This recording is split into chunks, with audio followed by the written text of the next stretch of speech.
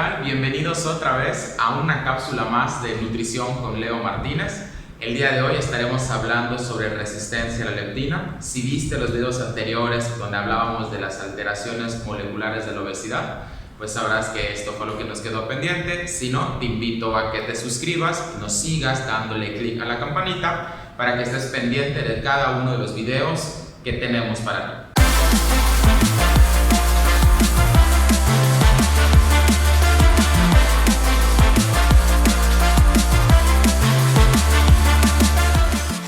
Bien, cuando hablamos de leptina, recuerden que hablamos de una adipocina producida de forma mayoritaria, más no exclusiva por el tejido adiposo, la cual es una hormona que da una respuesta de saciedad. Y esto es con la finalidad de poder controlar la ingestión de alimentos y de esta manera el tejido adiposo regular el estado de ingesta saciedad o hambre-saciedad que hay en el organismo. De este modo, algo muy importante que vamos a estar platicando el día de hoy es en una persona que tiene alteraciones durante el proceso de la obesidad y hay un incremento dada la hipertrofia del tejido adiposo. Vemos también que hay un incremento en la producción de esta hormona que es la leptina. Sin embargo, la señal se va a interrumpir. Entonces, ¿a qué se debe que esa señal se interrumpa? Vamos a ver ahorita en esta imagen, como ustedes pueden apreciar, les presento lo que es el receptor de la hormona leptina que se encuentra en los núcleos hipotalámicos arcuato y ventromedial. Este receptor, tal como ustedes lo pueden observar en esta imagen, es un receptor transmembranal en donde, por ende, tiene una porción denominada intracelular, es decir, la porción que se encuentra dentro de la célula, y una porción extracelular, que es la que se encuentra fuera de la célula. El receptor de leptina es un receptor denominado receptor tirosina-sinasa, receptor transmembranal de tipo tirosina-sinasa específicamente. Y esto es porque, como podemos apreciar, en la porción intracelular hay residuos de tirosina, este aminoácido, los cuales se tienen que fosforilar para llevar a cabo un proceso de activación del receptor. Algo muy importante, tal como podemos puntualizar en la imagen, es que los receptores, particularmente este, presenta tres estadios. Un estadio en reposo, que es esta forma en la cual ustedes observan la figura con las cadenas en la porción extracelular abiertas, que se parece a una T abierta. Tenemos el receptor en su forma activa y tenemos el receptor en su forma inactiva. Evidentemente, los receptores en los núcleos hipotalámicos se encuentran en un estado de reposo, porque no siempre van a estar dando esa señal de saciedad. Cuando se desencadena esa respuesta por parte del tejido adiposo, cuando estamos en el postprandial, entonces el receptor tiene que sufrir cambios conformacionales para pasar del estado de reposo al estado activo. Y posteriormente, una vez que sea transmitida o transducida esa señal, va a pasar del estado activo al estado inactivo.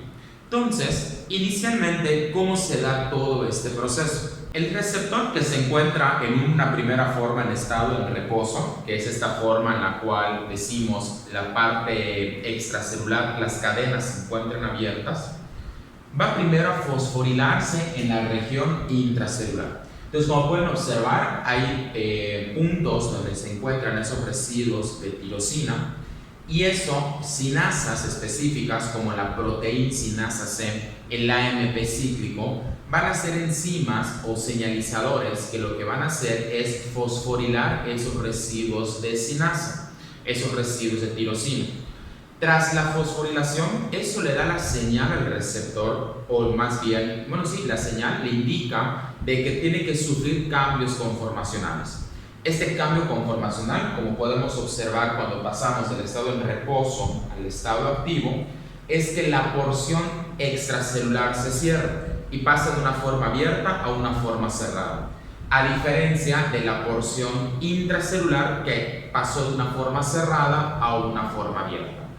Ese cambio estructural que tiene el receptor permite que el receptor pueda reconocer a la hormona leptina y el reconocimiento de la leptina va a desencadenar una serie de fosforilaciones que, como podemos observar en la región activa, van a fosforilar a un factor de transcripción que se llama STAT3. El STAT3 es un importante factor de transcripción, dado que es el que se desprende del receptor una vez fosforilado y viaja a la membrana nuclear, llega al ADN y en el ADN va a tener una importante función sobre la modulación de genes. Entonces el STAT3, una vez que se desprende, ya que está fosforilado y se desprende del receptor tras la señal que le dio la leptina, va a viajar al núcleo de la célula y específicamente en el ADN va a actuar o modular dos genes de importancia. Uno, el gen de la propiomelanocortina, el cual es una molécula anorexigénica responsable de dar la saciedad. Y por el otro lado va a inhibir a una molécula orexigénica que es el neuropéptido-Y. Recuerden que el neuropéptido-Y es el responsable de dar la señal de hambre. Entonces, al activar el gen de la propiomelanocortina y producir esta proteína, este péptido de dar saciedad, a su vez inhibe el neuropéptido-Y, lo cual disminuye las concentraciones de esta molécula, generando una reducción de la señal de hambre. Y de esta forma estamos regulando la ingestión, porque es la forma en la cual el tejido adiposo mandó la señal al sistema nervioso para que la persona disminuya la ingesta de alimentos. Una vez que tenemos esta respuesta, yo necesito deshacer este proceso de modulación. Entonces, el receptor tiene que pasar de la forma activa a una forma inactiva. ¿Cómo pasamos de esta forma activa a la inactiva? Bueno, como ustedes pueden observar en la imagen, hay unas proteínas que están ilustradas en la imagen de color rojo, que entre ellas están las SOX-S3, que platicamos la vez pasada, la PTP1B, las cuales son proteínas que se van a encargar de desfosforilar al receptor de la leptina. Recuerden, la circunstancia que activó, que desencadenó la señal de pasar de un estado de reposo a un estado activo, fue la fosforilación.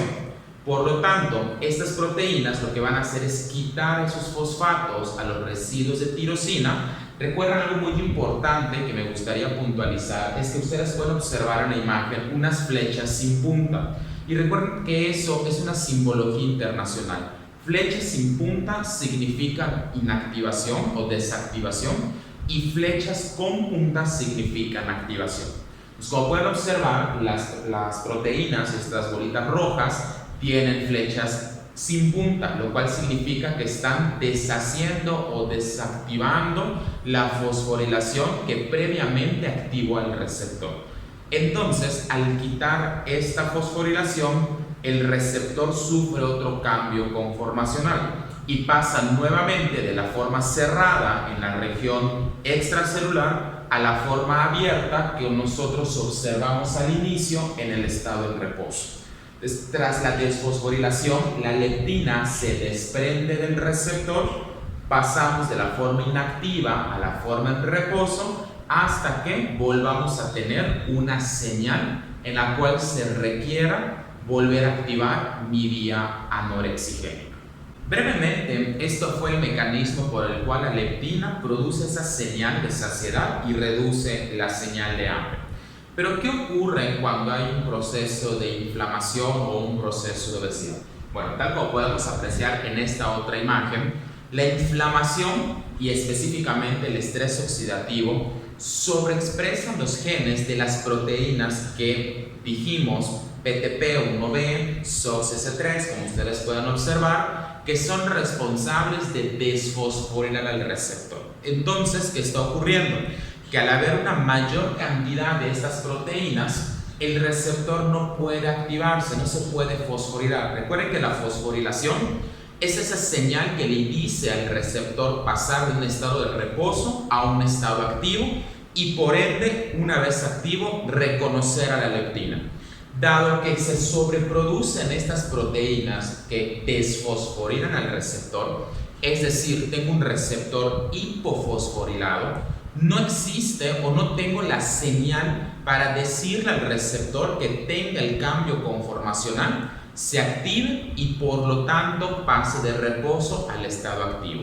En conclusión, ¿qué estamos obteniendo tras la sobreproducción de estas proteínas? Un receptor inactivado incapaz de reconocer a la hormona leptina, y eso es lo que se denominaría resistencia a la leptina. El tejido adiposo, tras la hipertrofia, está sobreproduciendo esta hormona. Sin embargo, los receptores, como pueden ver, no reconocen a la hormona leptina, y eso conlleva a que no disminuya la señal de hambre y no se presente la señal de saciedad. Y esto es algo que influye en el que la persona siga aumentando la digestión de alimentos que hemos dialogado, visto en videos anteriores, que no van a ser frutas y verduras, van a ser alimentos ricos en hidratos de carbono simple, en ácidos grasos saturados, parte de esta dieta occidental, lo cual está influyendo a que incremente este proceso tanto oxidativo como inflamatorio. Entonces, una de las interrogantes acá es ¿qué produjo esta inflamación? Recuerden que nos encontramos a nivel hipotalámico, nos encontramos en una de las estructuras del sistema nervioso central, y en los videos anteriores veíamos cómo la disbiosis producía un proceso neuroinflamatorio a través de la conexión que tiene con el nervio vago, el paso de citocinas proinflamatorias. A su vez, la disrupción de la barrera hematoencefálica contribuye a que citocinas y especies reactivas de oxígeno ingresen a estas estructuras del sistema nervioso. ¿Qué quiere decir esto? Que el proceso de neuroinflamación es esta llave que va a condicionar a que se genere la resistencia a la leptina. Por lo tanto, es una de las razones por las cuales ese incremento de peso que nosotros estamos observando en el paciente y que bioquímica o fisiológicamente se está traduciendo a ese incremento de la ingestión de alimentos del paciente, dado a una señal reducida por la leptina, es algo que se llevó a cabo no un día antes, o no que el paciente comió algo altamente grasoso y por eso está subiendo de peso, sino que son alteraciones metabólicas que comienzan inclusive cuando la persona tiene un peso saludable. Y eso es muy importante porque es la razón por la cual no nos podemos confiar en el peso como un indicador para que la persona esté presentando obesidad, sino que es únicamente algo superficial donde alteraciones se dieron mucho tiempo atrás y ya están conllevando que presente sus efectos donde la ingesta se ve incrementada. Algo también muy peculiar es cuántas veces les ha llegado a la consulta pacientes que les refieren ansiedad, les refieren esa sensación de querer devorarse todo lo que ven. Recuerden que eso tiene impacto a nivel hipotalámico, a nivel de los receptores de la leptina.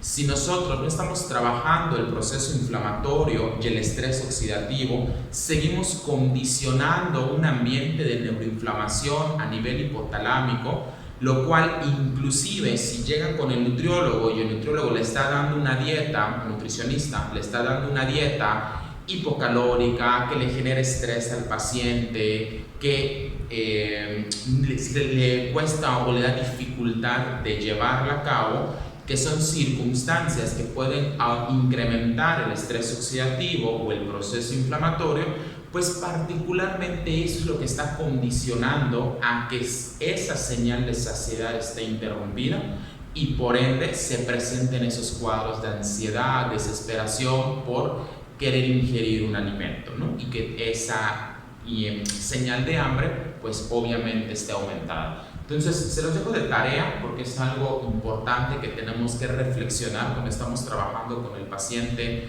con la persona que presenta obesidad. Es muy importante por lo mismo no incidir directamente desde este punto, sino irnos a la parte de inflamación y estrés oxidativo.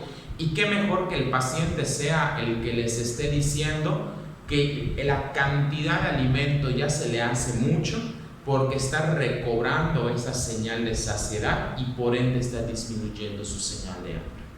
Bueno, pues esto fue el tema de resistencia a la leptina. Espero pues haya sido completo para ustedes. Brevemente, lo que está ocurriendo a nivel molecular haya quedado claro. Recuerden que si tienen alguna pregunta, alguna duda de este u otros videos, pueden hacerlo en los comentarios en cada uno de los videos o particularmente en este. Y nosotros nos daremos a la tarea de crear únicamente un video exclusivamente para darle respuesta a cada una de sus preguntas. Esto no acaba, Ahora queda ese cuestionamiento y esa discusión que les invito a ustedes a hacer, a leer más. No olviden, así como en otros videos, les dejo un artículo referente a resistencia a la leptina para que puedan documentarse más, puedan leer al respecto y, muy importante, generar dudas. Porque a través de esa generación de dudas, así como tú tienes una duda, muchos la tienen y les invitamos a hacer esas preguntas para que demos respuesta y esos videos sean lo más fructíferos posible para todos ustedes.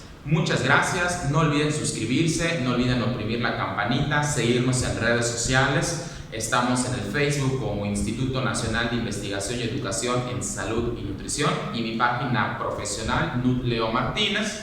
Asimismo, pues les agradezco muchísimo seguirnos y estar compartiendo con nosotros un blog más sobre resistencia a la leptina. Muchas gracias y nos vemos en el siguiente video.